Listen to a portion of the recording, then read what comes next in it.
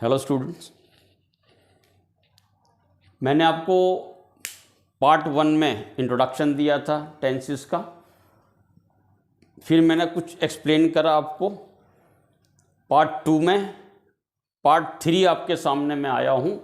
अभी मैं आपको क्लियर करूँगा कि जो हम सेंटेंसेस लिखेंगे टेंस में वो कितने प्रकार के होंगे, और फिर मैं बताऊँगा कि पर्सन कितनी तरह के होते हैं, क्योंकि टेंस को समझने के लिए ये हमें थोड़ा समझना जरूरी है, थोड़ा सा होमवर्क जरूरी है। फिर मैं एक एक करके आपको टेंस कराऊंगा। नाउ यू सी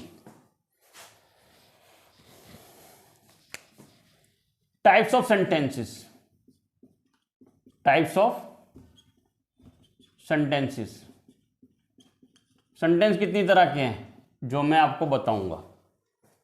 मैं सिंपली उसमें आ रहा हूं। अभी मैं एजरेटिव, इंटेरोगेटिव, इंपेरेटिव, एक्सक्लेमेटरी इसमें नहीं आने वाला। अभी जो टेंस में मैं 4 तरह के सेंटेंस कराऊंगा वो बता। पहले सेंटेंस कराऊंगा मैं एफर्मेटिव। अफर्म करना मतलब हाँ भरना, एफर्मेटिव सेंटेंसेस। यानी कि इसमें होगा वह गाना गाता है, ठीक है। दूसरा होगा नेगेटिव सेंटेंसेस, यानी कि वो गाना नहीं गाता है, नेगेटिव सेंटेंसेस। तीसरा होगा इंटेरोगेटिव का मतलब इंटेरोगेट करना, प्रश्न पूछना, इंटेरोगेटिव एफर्मेटिव सेंटेंसेस।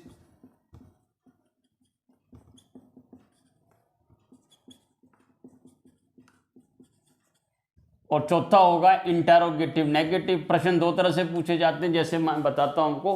वह गाना गाता है एफर्मेटिव, वह गाना नहीं गाता है नेगेटिव। क्या वह गाना गाता है, ये इंटेरोगेटिव एफर्मेटिव है। फिर होगा क्या वह गाना नहीं गाता है, ये इंटेरोगेटिव नेगेटिव है। इंटेरोगेटिव नेगेटिव सेंटेंसेस, ये मैंने आपको क्लियर कर दिया। अब एक चीज और है, टाइप्स ऑफ पर्सन। पर्सन कितनी तरह के होते हैं।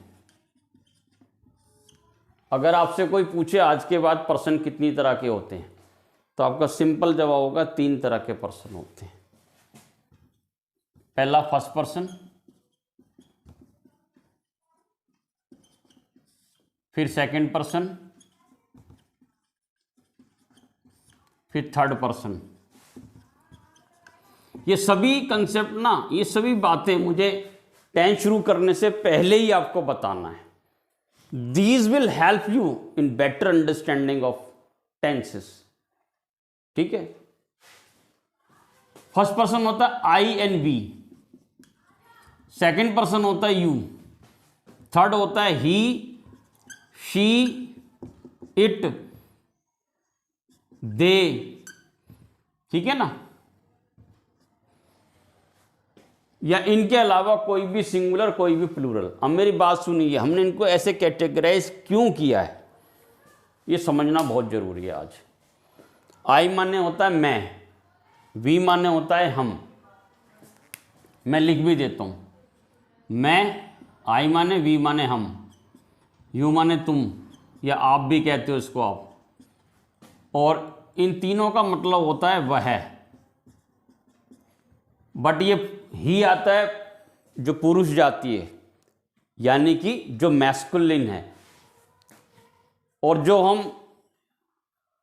शी का यूज करते हैं वो फेमिनिन के लिए करते हैं, स्त्री के लिए करते हैं, स्त्री जात के लिए करते हैं, नानी जात के लिए करते हैं। इट हम करते हैं समय, मौसम, वस्तु, पेड़ पौधे, जानवर, पहाड़, इन सब के बारे में हम इट यूज करते हैं। मैं और इनको बेटर बताऊंगा आपको। और दे माने होता है वे। अब आई सिंगुलर है, बहुत सारे आई हो तो वो वी कहलाते हैं, आई वी प्लूरल है। यू सिंगुलर भी है, प्लूरल भी। मैं कहता हूं you are a naughty boy,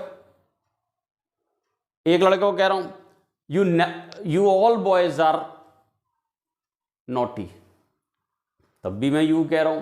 तो यू सिंगुलर भी है, प्लूरल भी है। अब ही, शी, इट, ये तीनों सिंगुलर हैं। बट दे, अगर बहुत सारे लड़के खड़े ही हैं तो उनको दे कहेंगे। बहुत सारी लड़कियां हैं तो वो भी दे, और बहुत सारे जानवर हैं, पेड़ पौधे हैं, वो भी दे कहलाएंगे। ये सारे मिलाकर भी अगर बहुत सारे खड़े हैं तब भी वो दे कहलाएंगे। दे माने होता है वे मतलब बहुत सारे। यार ये तो हमारी अंडरस्टैंडिंग में ही होता है कि दे माने बहुत सारे होते हैं, दे माने वे होता है, तो हम इसको समझे ना। अब मैं बस एक बात पर एम्फेसाइज करना चाहता हूं आपको कि why we have categorised person into 3 part, first person, second person, third person. Why? First person होता है आई और वी। क्यों? मान लो मैं, आई, तुमसे, मैं तुमसे इनकी बात कर रहा हूं, ही कोई लड़का है उसकी बात कर रहा हूं, तो मैं मेरी तरफ से फर्स्ट पर्सन हो गया, मैं तुमसे बात कर रहा हूं, तुम सेकंड हो गए और ये थर्ड हो गया। मान लो हम दोनों, कोई मैं आप दोनों, हम मैं ये है और मैं हूं, हम दोनों तुमसे इनकी बात कर रहे हैं, तो हम दोनों कौन हो गए? फर्स्ट पर्सन, ये हो गया सेकंड पर्सन, और जिसकी बात कर रहे हैं वो थर्ड पर्सन। मैं आपको सिंपल बता रहा हूं, मैं जिससे बात कर रहा हूं उसके अलावा पूरी दुनिया थर्ड पर्सन। मैं हो गया फर्स्ट पर्सन बोलने वाला, जो मेरी बात सुन रहा है, मैं जिससे बात कर रहा हूं वो सेकंड पर्सन है, और जिसकी बात कर रहा हूं पूरी दुनिया में वो थर्ड पर्सन है। इतना सिंपल ही समझ लेना। अब मैं इट के थोड़े वाइडर सेंस में इट के बारे में बताता हूं। इट का मतलब होता है वह, वो तो आपने देख लिया, लेकिन ये कहां कहां यूज होता है? समय, मौसम, पेड़ पौधे। देखो जो करा रहा हूं वो बेसिक चीजें हैं। The time will come then I will be teaching you and I'll be preparing you for the competitive examinations. In those examinations, I'll be telling you very hard rules to learn. And if you learn them, I guarantee you, nobody can stop you to enter into the government job. You can clear SSC. ठीक है? Now you see. समय, मौसम, पेड़ पौधे। उसके बाद अनजान चीजें,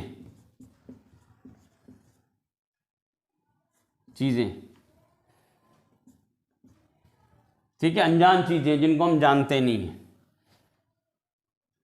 ठीक, या जिसका हमें लिंग नहीं मालूम, जेंडर नहीं पता, ठीक है ना, जो अजनबी है, उनके लिए हम इट का यूज करते हैं। मैं थोड़ा इट का और समझाता हूं। जैसे मान लो बारिश हो रही है, तो वो मौसम है, तो मैं कहूँगा it is raining. Rain is raining गलत है, इट इज़ रेनिंग आउटसाइड। आज बड़ी गर्मी, इट्स वेरी हॉट टुडे। आज बहुत ठंड, इट्स वेरी कोल्ड टुडे। आज चिपचिपापन है बहुत ज़्यादा, मतलब आर्द्रता बहुत ज़्यादा है, ह्यूमिडिटी बहुत ज़्यादा है, इट्स वेरी ह्यूमिड टुडे।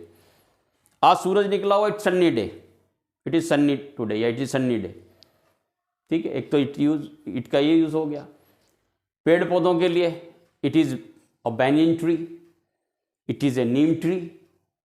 उसके अलावा what's the time by your watch, अगर कोई हमसे पूछता what's the time by your watch और हम कहते हैं the time in my watch is this, wrong.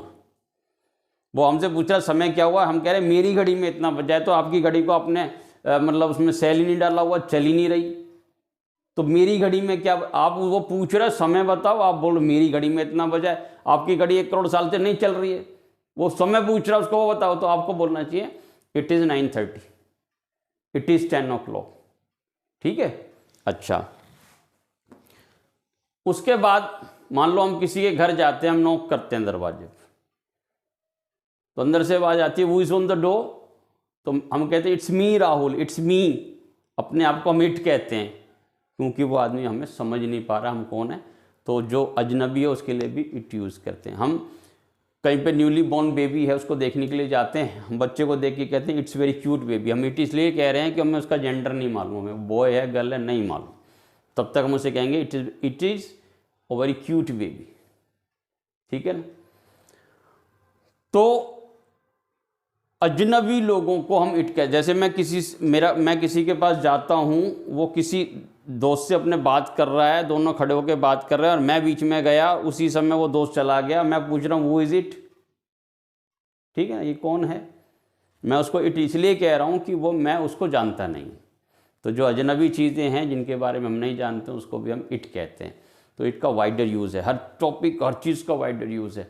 तो मैं आपको टेंस शुरू करने से पहले ये समझाना चाहता था ताकि आपको बहुत हेल्पफुल हों चीज़ें, ठीक है। इनको अच्छी तरह समझो। और in part 4 I'll be starting tenses. Get ready for that. Thank you so much.